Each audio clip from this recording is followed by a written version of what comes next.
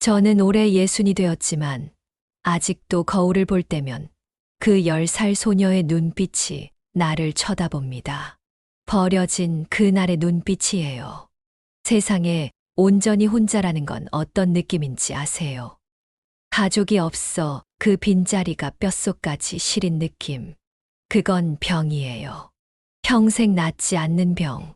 지금부터 들려드릴 이야기는 그 병을 안고 살았던 내 이야기이자 그 병을 옮겨준 여자에게 돌려준 복수의 기록이기도 합니다. 처음부터 시작할게요. 내가 10살 때였어요. 엄마는 매일같이 술을 마셨죠. 이 박복한 팔자엔 어쩔 수가 없다며 탄식을 쏟아냈어요. 한 푼이라도 더 벌기 위해 모든 일을 했지만 우리의 가난은 지워지지 않았죠. 그날은 겨울의 시작이었어요. 통장 잔고는 바닥을 보였고 월세는 반년 넘게 밀렸습니다. 은영아, 오늘은 맛있는 거 먹으러 가자. 엄마가 그렇게 말했을 때 난 믿기지 않아 눈을 깜빡였어요. 우리가 언제 외식을 해본 적이 있었나요? 버스를 타고 한참을 가 도착한 곳은 중국집이었어요. 엄마는 짜장면과 군만두를 푸짐하게 시켰죠. 많이 먹어. 은영아, 엄마는 자신의 몫을 시키지 않았어요. 그저 내가 먹는 모습만 물끄러미 지켜봤죠. 지금 생각해보면 그때 이미 알았어야 했어요. 그것이 마지막 식사라는 걸. 저녁이 되자 엄마는 나를 거대한 건물 앞에 세웠어요. 엄마 화장실 좀 다녀올게. 여기서 기다려. 난 무서웠어요. 손을 붙잡았죠. 나도 같이 가. 그런데 엄마의 눈빛이 달라졌어요. 차갑게 변했죠. 안 돼, 여기서 꼼짝 말고 기다려. 엄마가 안 오면 저 안에 들어가 있어. 그게 마지막이었어요. 엄마는 그렇게 사라졌습니다. 동이 틀 때까지 기다렸지만 엄마는 끝내 돌아오지 않았죠. 그 건물은 절이었습니다. 산 깊은 곳에 자리한 여승들만 사는 암자였어요. 아이고, 이 불쌍한 것 누가 여기다 버려놨어. 새벽 예불 나온 노스님이 날 발견했어요. 10살짜리 여자아이가 추위에 떨며 절 입구에 웅크려 있으니 그 광경이 얼마나 처연했을까요? 10살이면 엄마가 날 버렸다는 걸 모를 만큼 어리진 않았으니까요. 버려진 자의 상처는 시간이 지나도 아물지 않아요. 하루하루가 지옥이었죠. 그 산사에서의 8년은 마치 다른 세상에 갇힌 것 같았어요. 새벽 예불부터 저녁 예불까지 염주를 돌리고 경전을 읽고 스님들 시중을 드는 일상. 머리를 자르고 회색 승복을 입었지만 난 끝내 마음의 평안을 찾지 못했습니다. 잊자, 엄마도 아빠도 모두 잊자. 매일 밤 그렇게 다짐했지만 꿈에서도 엄마를 찾았습니다. 18이 되어 속세로 내려왔을 때 난 아무것도 없었어요. 변변한 학력도 기술도 없었죠. 결국 식당 설거지부터 시작해 여러 집을 전전하며 가사도우미 일을 하게 됐어요. 힘든 날들이 이어졌지만 절에서 배운 인내심으로 묵묵히 견뎌냈습니다. 그러던 어느 날 운명처럼 한 집에 취직하게 됐어요. 강남의 고급 빌라였죠. 주인은 부동산 재벌 3세였는데 겉으론 점잖았지만 집안에선 완전히 달랐어요. 술에 취해 가구를 부수고 여자들을 데려와 소란을 피우곤 했죠. 하지만 월급이 워낙 좋아서 난 그저 못 본 척 지냈어요. 그날도 평범한 날이었어요. 주인은 출장을 갔고 난 거실을 청소하고 있었죠. 저녁이 되자 초인종이 울렸어요. 몇 번이고 계속 울려대서 결국 나가봤더니 한 남자가 서 있었습니다. 누구 찾으세요? 여기 주인분 아니세요? 깔끔한 정장 차림의 그 남자는 40대 중반쯤 되어 보였어요. 눈빛이 참 진중했죠. 아니요, 가사도우미예요. 주인은 출장 중이라. 아, 그렇군요. 죄송합니다. 전 정재훈이라고 합니다. 사실은 집을 알아보고 있었는데 이웃집 소개로 왔어요. 갑작스러운 방문이었지만 그와 이야기를 나누다 보니 시간 가는 줄 몰랐어요. 재훈 씨는 사업가였는데 차분하면서도 따뜻한 말투가 좋았죠. 그는 자신이 요리사 출신이라며 퇴근길에 들른 김에 간단한 요리를 해주겠다고 했어요. 아니에요. 손님이 어떻게. 괜찮습니다. 요리가 제 취미거든요.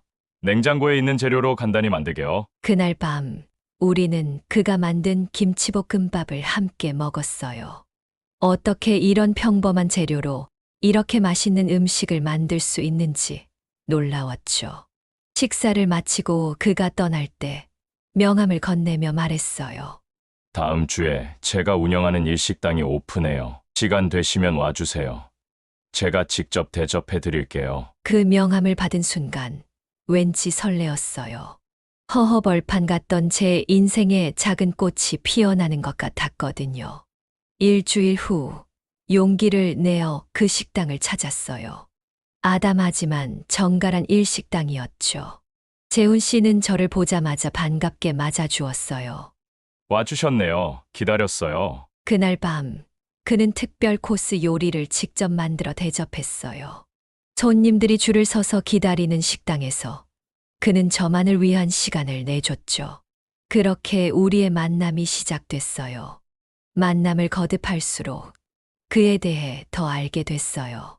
재훈 씨는 대기업 임원 출신으로 늦은 나이에 자신의 꿈을 찾아 요리사가 된 사람이었죠. 그는 제 이야기에도 진심으로 귀 기울여 주었어요. 버려진 딸로서의 아픔, 절에서의 생활, 속세에 나와 겪었던 고단함까지. 혼자서 얼마나 힘들었을까요? 이제는 기댈 사람이 생겼으니 조금은 덜 외롭겠네요. 그의 따뜻한 말에 저도 모르게 눈물이 났어요. 평생 누구에게도 말하지 않았던 제 상처를 어떻게 그렇게 잘 알아주는 걸까요? 석 달 후, 우리는 작은 결혼식을 올렸어요. 절에서 함께 자란 친구들은 모두 놀랐죠. 너무 서두르는 거 아니냐? 하지만 내겐 그가 운명 같았어요. 엄마가 나를 버렸지만 이제 새로운 가족을 만들어 행복하게 살고 싶었거든요. 당신은 이제 혼자가 아니에요. 내가 평생 당신 곁에 있을게요. 두 번 다시 외롭게 하지 않을 거예요. 그의 약속에 난 아이처럼 울었어요. 30년 가까이 비어있던 가슴이 그제야 채워지는 듯 했으니까요. 결혼 생활은 행복했어요. 남편의 식당도 점점 유명해졌고, 우리는 작은 집도 장만했죠. 1년 후에는 첫 아이가, 그리고 또 2년 뒤엔 둘째까지 태어났어요. 완벽한 행복이었죠. 하지만 그런 행복은 오래 가지 않았어요. 남편이 식당을 늦게 마치고 오던 밤, 폭우가 쏟아지던 그날. 음주운전자의 차가 그를 덮쳤어요. 거리에는 CCTV도 없었고, 목격자도 없었죠. 그냥 비정한 빗소리만 울려 퍼졌어요. 남편은 기적적으로 살아났지만, 왼쪽 폐를 크게 다쳤고, 심각한 후유증에 시달렸어요. 더 이상 요리사로 일할 수 없게 됐죠. 하루아침에 나는 남편과 두 아이를 책임져야 하는 가장이 되었습니다. 식당은 빚더미가 됐고 우리 집도 경매에 넘어갔어요. 가족이 살아가기 위해 난 다시 남의 집 청소부로 식당 설거지꾼으로 일했죠. 하지만 그것만으론 남편의 치료비를 감당할 수 없었어요. 그런 절박한 상황에서 예상치 못한 제안이 들어왔어요. 남편이 입원해 있던 병원 간호사장이 몰래 내게 말을 걸었죠. 돈이 필요하신 것 같네요. 제가 특별한 일자리 하나 소개해 드릴게요. 그녀는 작은 목소리로 말했어요. 한 재벌 할머니의 개인 간병인인데 월급이 지금의 3배는 돼요. 다만 그녀는 잠시 망설이더니 속삭였어요. 단순한 간병이 아니에요. 할머니가 오래 살지 못하도록 관리해야 해요. 이해하시죠? 처음엔 거부했어요. 하지만 남편의 상태는 점점 악화됐고 아이들은 매일 배고파했죠. 살림은 점점 더 쪼들렸고 결국 그 위험한 제안을 받아들였어요. 아이들 학교도 보내야 하고 남편 약값도 내야 해요. 그럼 어떻게 해야 하는 거죠? 간호사장은 비밀스럽게 웃으며 말했어요. 복잡한 건 없어요. 그냥 약을 좀 조절하면 돼요. 누구도 의심하지 않을 거예요. 그렇게 나는 강남의 호화로운 저택으로 향했습니다. 내가 돌봐야 할 환자는 70대 여성 백 회장. 뇌출혈로 쓰러져 대부분의 시간을 침대에서 보내는 노인이었어요. 백 회장은 국내 최대 제약회사의 소유주로 그 재산이 무려 8천억에 달한다고 했습니다. 별장에 도착하자 백 회장의 조카가 저를 맞이했어요. 40대 중반의 남자였죠. 간병인 왔어요? 이쪽으로 오세요. 제가 김 부장입니다. 사무적인 인사와 함께 그는 상황을 설명했어요. 숙모는 3개월 전 뇌출혈로 쓰러졌어요. 의사들은 소생 가능성이 낮다고 했지만 우린 포기할 수 없죠. 당신이 24시간 지켜봐 주셨으면 해요. 이 말이 얼마나 위선적인지 곧 알게 됐어요. 김 부장이 내게 따로 한 말은 이랬으니까요. 솔직히 말하면 숙모는 이미 식물인간이나 다름없어요. 고통스럽게 연명하는 것보다 편히 가시는 게 나을 텐데 만약 상태가 악화되면 굳이 의사를 부를 필요는 없어요. 자연스러운 죽음을 맞이하게 해드리는 게 우리가 할 수 있는 마지막 배려죠. 그의 말 속에 숨겨진 의도가 명확했어요. 백 회장이 빨리 죽기를 바라는 거죠. 그리고 내가 그걸 도와주길 원했어요. 내가 환자를 처음 만난 건 그날 저녁이었어요. 침대에 누워있는 백 회장은 생각보다 의식이 또렷했습니다. 눈을 반짝이며 나를 바라보는 모습이 왠지 모를 친근감을 주었어요. 새 사람 왔나? 어눌한 발음이었지만 분명히 나를 인식하고 있었죠. 네, 제가 이제부터 할머니를 돌봐드릴 은영이라고 합니다. 백 회장의 손을 잡자 그녀의 눈에서 눈물이 흘렀어요. 왜인지 내 가슴도 아려왔습니다. 시간이 지날수록 백 회장의 상태는 조금씩 호전됐어요. 내가 꾸준히 물리치료와 말벗이 되어드린 덕분이었죠. 하지만 이런 변화가 김 부장 부부의 마음에 들지 않는 것 같았어요. 왜 약을 더 먹이고 있죠?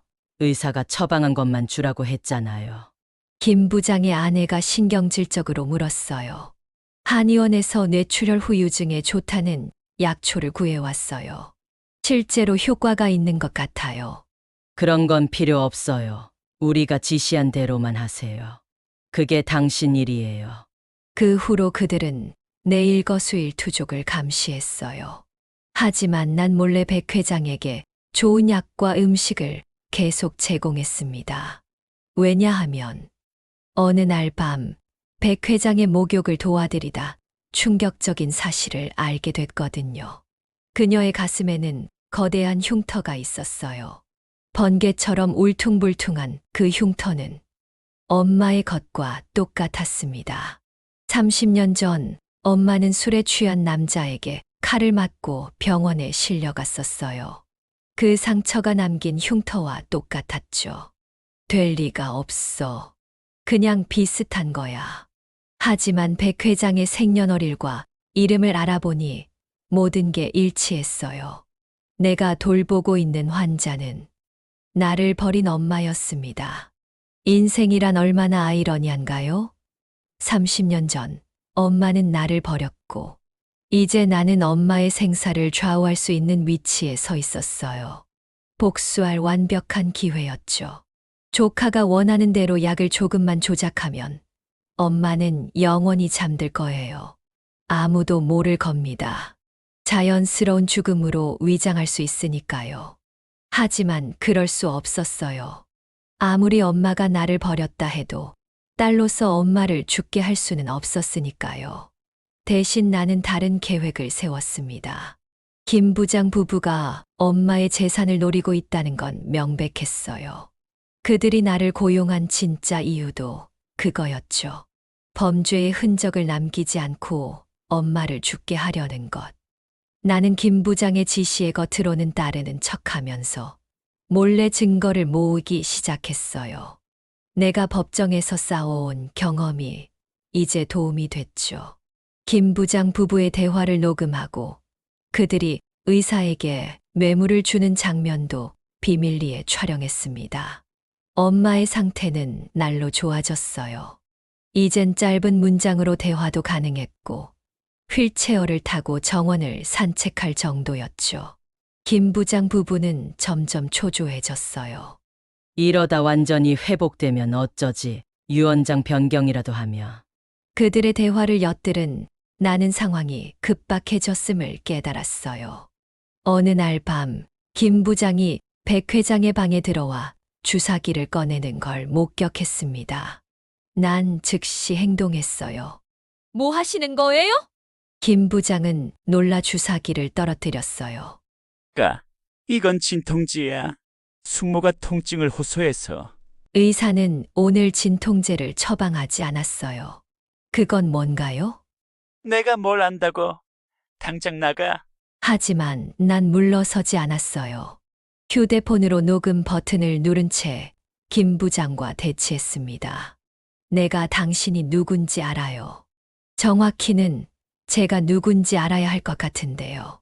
김 부장은 어리둥절한 표정이었어요. 내가 누구게? 당신이 죽이려는 이 할머니, 백송자 회장님은 내 엄마예요. 30년 전에 절에 날 버리고 간 엄마. 충격에 휩싸인 김 부장의 얼굴이 하얗게 변했습니다. 그 침대에서 가냘픈 목소리가 들렸어요. 영아? 엄마가 내 이름을 불렀어요. 모든 기억이 돌아온 듯 했죠. 내 딸, 은영이. 그날 밤, 오랜 시간이 지나 엄마와 딸은 다시 만났습니다. 엄마는 끊임없이 눈물을 흘리며 용서를 빌었어요. 미안해. 그때 너무 어려서 돈도 없고 병도 심했어. 내가 굶지 않게 스님들이 돌봐주실 거라. 단편적인 말들이었지만 이해할 수 있었어요. 엄마는 당시 중병에 시달리며 홀로 아이를 키우기 힘들었던 거예요. 절에 맡기는 것만이 나를 살릴 유일한 방법이라 생각했던 거죠. 김 부장 부부는 결국 체포됐어요. 살인 미수와 사기 혐의였죠. 그들은 백 회장의 재산을 노리고 그녀를 죽이려 했다는 증거가 명백했으니까요. 재판에서 그들은 중형을 선고받았습니다. 엄마는 완전히 회복되지 못했지만 의식은 또렷했어요. 그리고 내게 모든 재산을 상속하겠다는 뜻을 밝혔죠. 하지만 그건 중요하지 않았어요. 중요한 건 서로를 다시 찾았다는 사실이었으니까요. 남편과 아이들은 엄마의 별장으로 이사왔고 우리는 진정한 가족이 되었습니다. 남편의 건강도 천천히 호전됐어요. 비록 왼쪽 폐는 잃었지만 그는 다시 일어서 아이들과 놀 수 있게 됐죠. 2년 후 엄마는 평화롭게 세상을 떠났어요. 마지막까지 내 손을 잡고 용서해줘서 고마워. 내 딸이라고 속삭였지요. 엄마의 죽음은 받아들이기 어려웠지만 적어도 우리는 화해한 채로 이별할 수 있었습니다. 이제 나는 엄마의 유산으로 병원을 세웠어요. 버려진 아이들과 홀로 된 노인들을 위한 특별 병동이 있죠. 어쩌면 이것이 엄마가 바랐을 일일지도 모르겠네요. 인생은 참 묘해요. 버려진 아이가 돌고 돌아 다시 엄마를 만나다니. 그것도 엄마의 목숨을 구하는 입장에서. 그래서 가끔 생각해요. 운명이란 건 정말 존재하는 걸까? 아니면 우연의 연속일 뿐일까? 지금 당신이 버려졌다고 느끼거나 누군가에게 상처받았다면 미움을 놓아보세요. 미움은 결국 자신을 갉아먹을 뿐이니까요. 내가 엄마를 용서하지 않았다면 우린 둘 다 절대 치유될 수 없었을 거예요. 그리고 기억하세요. 인생은 언제나 우리에게 두 번째 기회를 줍니다. 단지 그 기회가 어떤 모습으로 찾아올지 모를 뿐이죠. 이제 저는 가끔 암자를 찾아가요. 제가 자랐던 그곳에서 염주를 돌리며 엄마와 남편을 위해 기도합니다. 그리고 다시 세상으로 내려와 제 삶을 살아갑니다. 버려진 딸에서 구원자가 된 삶을 들어주셔서 감사합니다.